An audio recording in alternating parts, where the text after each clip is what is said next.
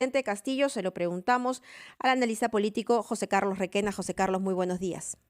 Buenos días, ¿cómo estás? ¿Qué tal?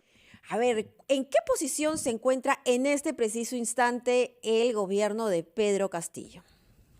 Bueno, mira, si uno compara los primeros pasos con las encuestas de aprobación, que han surgido ya tres hasta el momento, pues claramente es un gobierno bastante desgastado, ¿no? Y cuando no cumple ni siquiera una gestión perdón, un mes en la gestión, Mm. y eso, la verdad, más allá de lo que pueda hacer la oposición, creo que la oposición ha tenido un peso importante en esto, pero creo que hay muchas cosas propias de un Congreso, perdón, de un Ejecutivo inexperto, y que hasta ahora se ha mostrado bastante errático, ¿no? Tanto en los nombramientos como en las señales que han venido dando. Inexperto y desarticulado, ¿no? Porque, a ver, sorprende también que después de esta, a ver, hay formas, ¿no? Y las formas en política son interesantes, pero la versión del ex canciller Béjar contradice la versión oficial de Palacio de Gobierno, ¿no? O sea, no renunció, lo renunciaron. Bueno, además hay que ver, mira, en el nombramiento del gabinete uno puede identificar a Béjar como el ámbito de proyección, si se quiere, de la influencia de Cerrón, ¿no? Dado que no era cercano necesariamente a Castillo, Ujú. dado que no era de alguno de sus aliados, uno puede identificarlo con Cerrón.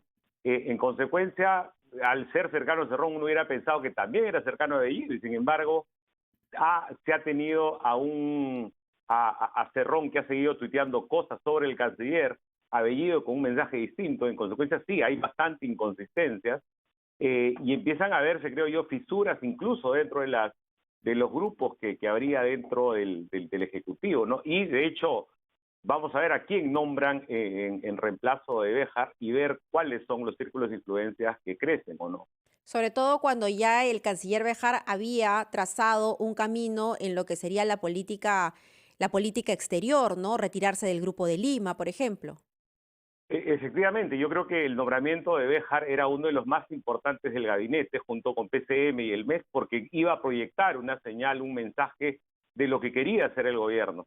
El gobierno, creo yo, sin leer bien los resultados de la segunda vuelta, pues optó más bien por gobernar con lo que había sido la primera vuelta, solo en una señal, solo en una coyuntura así se puede entender el nombramiento de Béjar, a alguien marcadamente a la izquierda y con un mensaje muy claro de ruptura, con una institución además que es una de las instituciones históricas del país, me refiero a Cancillería, y en consecuencia, claro, ahora que se va, hacia dónde queda la política exterior es claramente una pregunta que tendrá respuesta en los próximos días, ¿no? Yo dudo que se mantenga el tono que ha tenido Béjar, pero vamos a ver cuál es la decisión final que toma el presidente. Ahora, la bancada de Renovación Popular también ha trazado un camino, ¿no? Ellos han dicho que esta renuncia no es suficiente, que pretenden censurar al ministro del Interior, luego al de Defensa, y así seguirán uno a uno.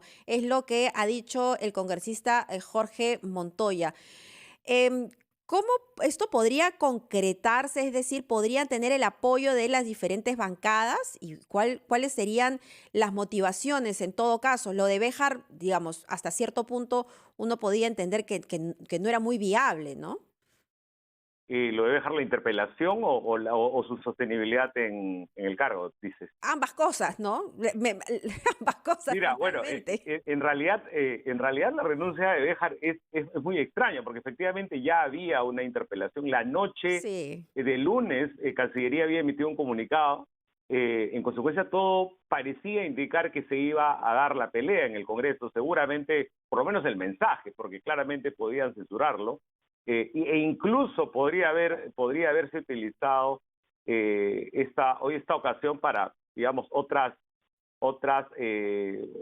posibilidades. Sin embargo, se opta por la renuncia, efectivamente, como decíamos antes, hay muchas inconsistencias. Habrá que ver, y yo creo que Renovación Popular, por lo menos por los resultados de la elección de la mesa directiva, no necesariamente, y por las deserciones que ha tenido, no necesariamente representa el sentir de los 130 parlamentarios, ni siquiera de la oposición, diría yo, Ujú. pero habrá que ver si esos ánimos son proyectados y si esta dinámica se mantiene. En esto hay que decir que de alguna manera es una derrota por walkover, ¿no? No, el Ejecutivo no ha querido ir a dar batalla y habrá que ver las razones de esa decisión. Y a todo esto, ¿es preocupante que la voz del presidente no se escuche? Sin duda, creo que ese es uno de los espacios, creo que eso contribuye con la precariedad del mandatario, este halo de opacidad en el que está teniendo estos primeros días de gestión, sin duda son preocupantes y creo que son contraproducentes para su gestión, además, ¿no? Creo que la poca accesibilidad que da la prensa, que además la prensa suele ser un poco más, si quieres, más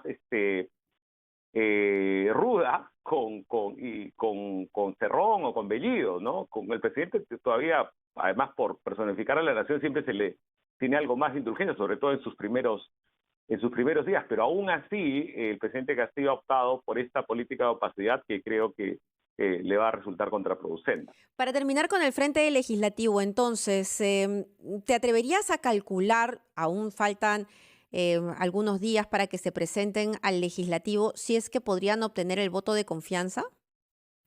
¿O dependerá Mira, mucho de quién asuma la Cancillería? eso la verdad es más o menos como la temperatura, no se va viendo todos los días porque al inicio creía que no se iba a dar la confianza, luego se pensó que se iba a optar por la abstención. A estas alturas yo me inclinaría a pensar que está 50-50, ¿no? Y eso te decía, hace una semana te hubiera dicho, no, le van a dar la confianza, pero es la verdad una decisión que se va a ir tomando, recién se va a saber el día 25, te diré, y aún a lo largo del debate recordarás la experiencia con Cateriano, que fue censurado sorpresivamente cuando parecía una cosa más o menos de rutina y que además había tenido el apoyo de 2 o 3 partidos que al final se lo retiraron. Y en fin, esto la verdad es algo que se va a definir casi en la víspera, y así que mejor esperar, ¿no?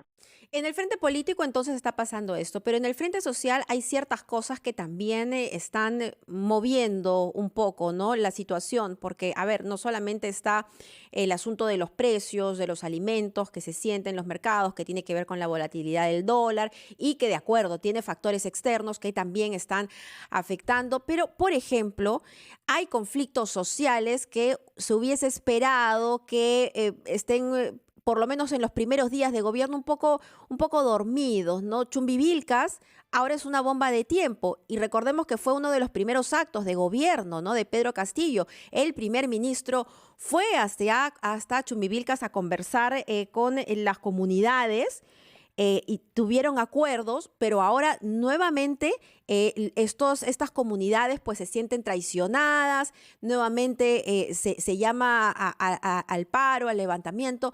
Entonces, hay problemas sociales, hay conflictos que parece que tampoco están sabiendo ser manejados. Yo te pido, por favor, continuar esta conversación tras la pausa, porque sí es interesante, más allá de ver el flanco político, el flanco social, que le podría pasar factura al gobierno de Pedro Castillo. Regresamos. Importante, lo están sabiendo enfrentar.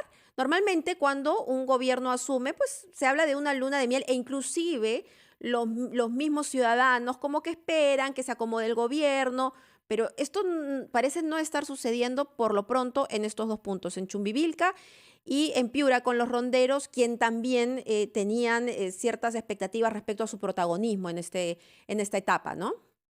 Bueno, sí, en general, mira, has graficado en los recientes 2 reportes problemas, digamos, regulares, ¿no? Si a eso le agregas la pandemia, pues el Perú enfrenta un momento muy dramático en su historia política, y en consecuencia lo que debe hacerse, creo yo, es trabajar directamente. Más bien el gobierno ha optado por dar señales políticas, más señales de alineamiento con una particular visión del mundo, y la verdad no creo que estemos para este tipo de experimentos, ¿no? De hecho, si vemos a quién se ha nombrado, por ejemplo, en el cargo de viceministro de Gobernanza Territorial, que es precisamente el despacho de PCM que tiene que ver estos temas de conflictividad, es el señor Pablo Grajeda, a quien no se le conoce ninguna experiencia en este sector. Es básicamente un militante muy activo de Perú Libre.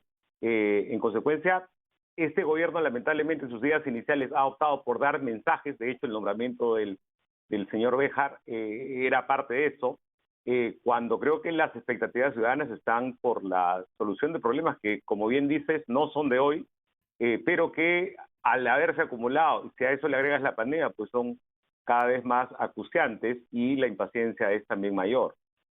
Es decir, les faltan cuadros, recursos humanos, no tienen operadores, no tienen cuadros técnicos, ¿no? Porque están respondiendo quizá a una exigencia del partido, ¿podría ser? Bueno, es la primera vez después, mira, desde el año 85 que no se tenía un gobierno partidario, si se quiere, o con un partido como tal. Hemos estado acostumbrados a lo que Martín Tanaka llamaba la democracia sin partidos, en que había muchos funcionarios que flotaban. Ahora hay esta presión del partido por copar, o hay una expectativa de los nuevos ministros por dar cargos a sus respectivas clientelas, y en consecuencia no necesariamente se convoca a los cuadros más experimentados, ¿no?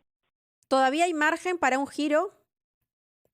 Bueno, todo está en manos del presidente Castillo, creo yo, ¿no? Es un gobierno que empieza, desde un primer momento se ha planteado lo que quisieran que sea su hoja de ruta. La realidad les está mostrando que es algo mucho más complicado. Veremos, ¿no? Yo creo que de haber margen, hay margen, lo que quizás falte es voluntad. Ujú. Y entonces, para cuando se presenten ante el Congreso y presenten esta hoja de ruta o esta serie, estas estrategias o actividades que vayan a tomar, por lo menos en este primer tramo, tendrían que ser muy convincentes y Eh, específicos, ¿no? No bueno, tendría que ser una lista de buenos deseos. Mira, yo la verdad, por las cosas que hemos visto, no creo yo creo que el gobierno, el Congreso va a votar más mirando el marcador, que lo que te quiero decir es que va a calcular más que esto, que puede ser leído como una provocación, no termine siendo una de las dos balas de plata que tiene, que escuchando realmente a lo que diga Bellido, ¿no? O sea, la verdad, no creo que ahí claramente no es un actor creíble. Mira, Bellido empieza con 21% de aprobación, es claramente un lastre a un gobierno que ya está desgastado, ¿no? José Carlos, muchísimas gracias por estos minutos. Será José Carlos Requena, analista político. Son las 7 de la mañana con 30 minutos. Cuando regresemos.